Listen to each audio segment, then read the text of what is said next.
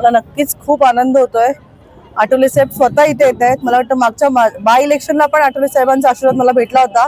यावेळी पण सगळे रिपब्लिकन पार्टीचे सगळे माझ्या सोबत आहेत। दादांनी जसं बोलले, आम्ही 116चे कुटुंब मेंबर आम्हाला समजतात।